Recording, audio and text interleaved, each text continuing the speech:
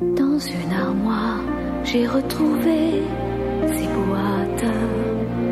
Dans cette maison, je revis toute une enfance, tout un passé que j'avais cru oublier. Cette poupée, tu vois, c'était la mienne. Je l'avais habillée moi-même.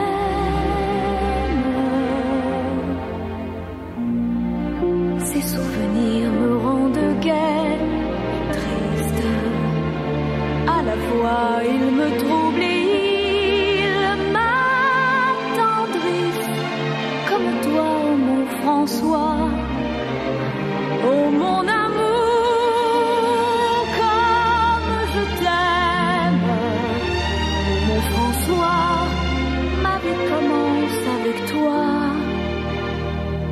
Ce bonheur, c'est à toi que je le dois.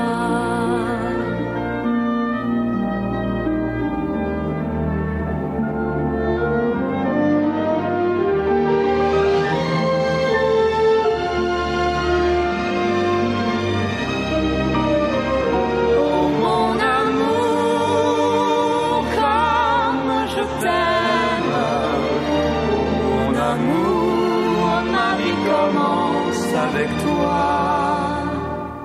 Ce bonheur, c'est à toi que je le dois.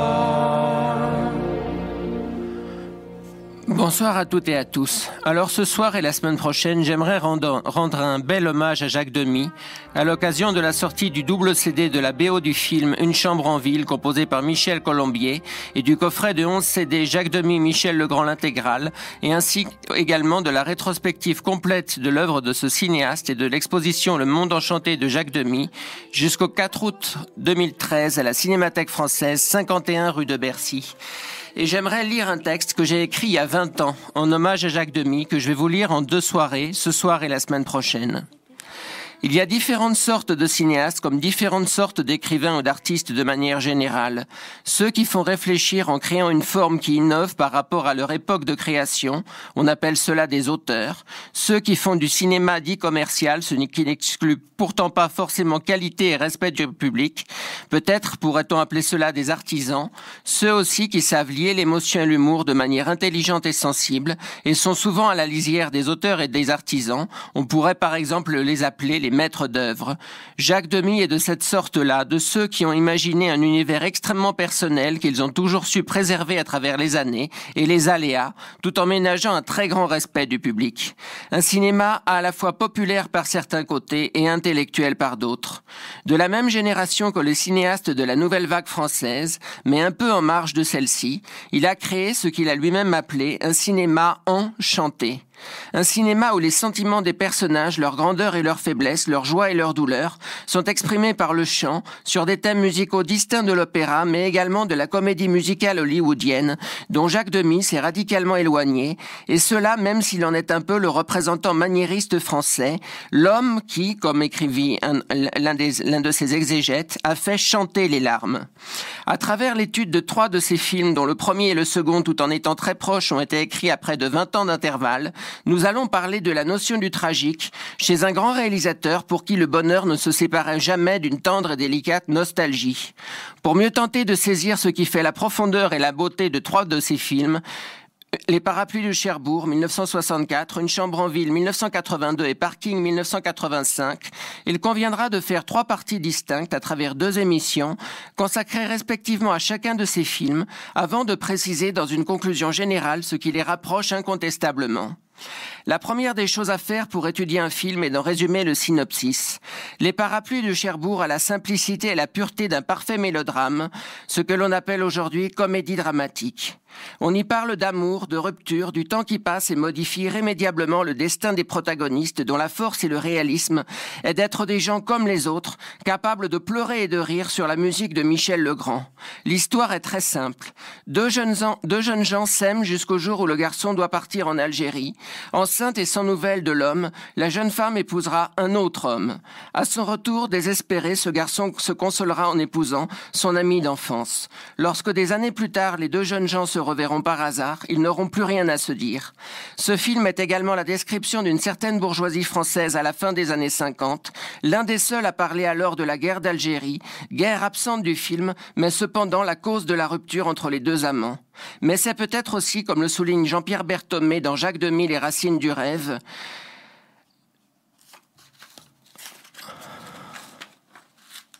un film qui se veut une réflexion à la fois réaliste et philosophique sur le thème du temps.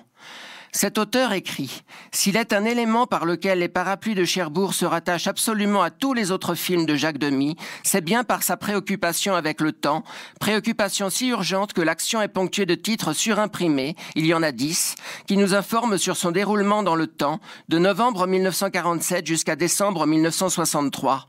Au contraire des autres films ramassés sur une courte durée, celui-ci s'étire plus de 10 ans, mais Demy choisit d'en fragmenter la continuité, d'isoler des instants juxtaposés en nous fournissant sans cesse les repères qui nous permettent de les situer les uns par rapport aux autres, un temps éclaté à sa façon la musique le nie, qui se construit sur une sorte de mouvement perpétuel, ou plutôt qui modèle ce temps pour lui donner une autre mesure, un rythme différent proprement cinématographique.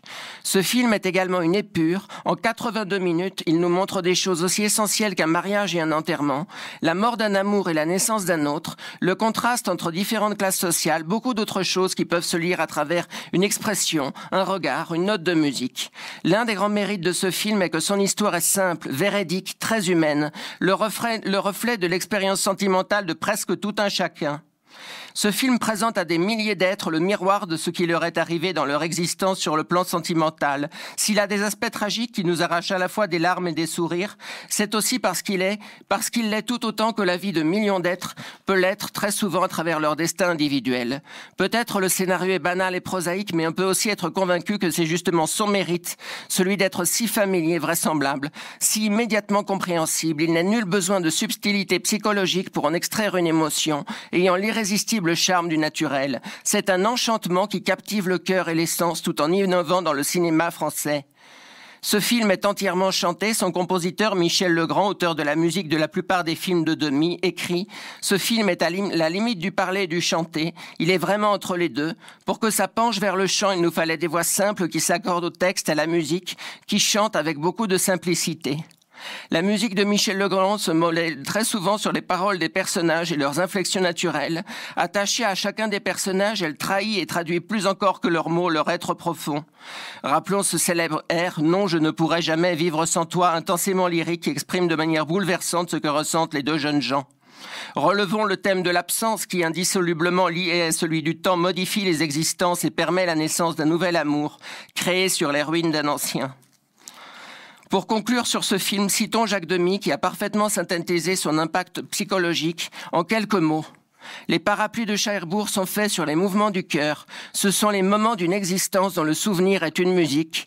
Il faut écouter cette musique, une oreille tendue vers le rêve, et regarder le film, un œil collé à la vitre de la réalité. Nous allons écouter l'ouverture d'une chambre en ville.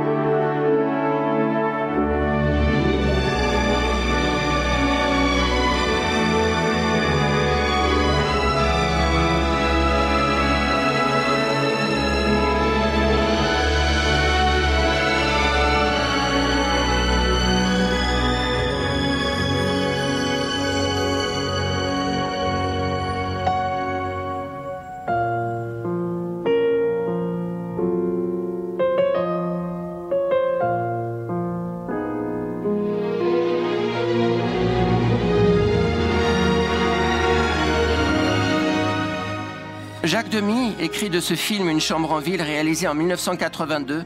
C'est une tragédie musicale qui se passe à Nantes. La musique de Michel Colombier est pop et lyrique, belle, superbe.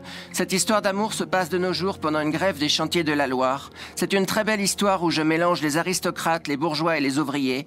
Ce film s'ouvre place de la préfecture, dans ce climat de grève avec le cordon de CRS et les ouvriers rue du Roi Albert. Vraiment très lyrique, une histoire un peu folle, mais superbe. Ce film montre des personnages animés par une fougue passionnelle qui les fait aller jusqu'au bout de leur folie et jusqu'au bout d'eux-mêmes. L'action se déroule à Nantes en 1955 pendant une grève d'ouvriers. La veuve d'un colonel loue une chambre à un métallurgiste.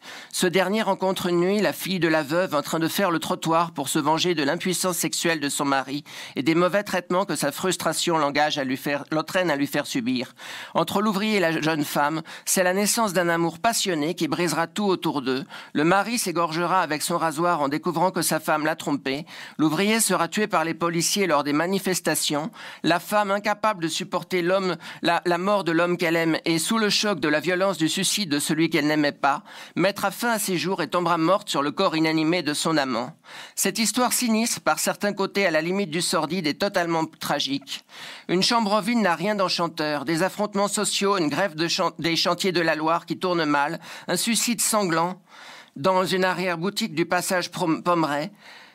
Demy accumule les difficultés. C'est une tragicomédie parce que certains de ces personnages savent prendre vis-à-vis d'eux-mêmes un recul qui a la dimension de l'humour. Il n'empêche que la coloration de ce film est résolument sombre et elle accuse cette tentation secrète de saccager un univers peut-être jugé trop sentimental. Dans ce film, on retrouve toutes sortes de hantises, d'images de violence. Je vivais dans un rêve, écrivait Jacques Demy. Puis il y a eu l'horreur. En septembre 1943, les Américains ont lâché des tonnes de bombes. Il y a eu 6000 morts en 5 minutes. J'ai eu des cauchemars pendant des mois, puis mon enfance est revenue. Ce film, c'est toute mon enfance, mon sang, ma vie. Et ce film, peut-être le plus personnel de tous ceux de Jacques Demy, va jusqu'au fond du drame humain, au-delà du mélo. Le réalisateur a vraiment réussi son entreprise de départ. Il avait demandé à Michel Colombier de créer un univers sonore proche du tempérament des grands auteurs russes, avec des notes gaies, déchirantes. Nous sommes bel et bien devant un véritable film d'auteur dans la lignée de films comme Le jour se lève, comme L'éternel retour. Un très grand film que j'ai vu je ne sais combien de fois et qui est pour moi l'un des plus importants films du cinéma français des années 80. Voilà, je crois que nous allons nous quitter pour ce soir. Je suis désolé de décourter cette émission et je remercie beaucoup Arnaud.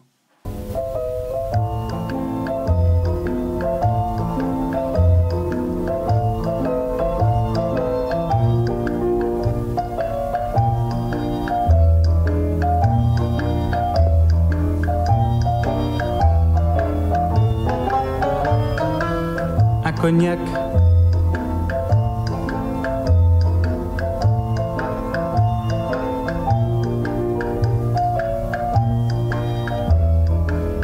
Tu viens danser. Laisse-moi tranquille.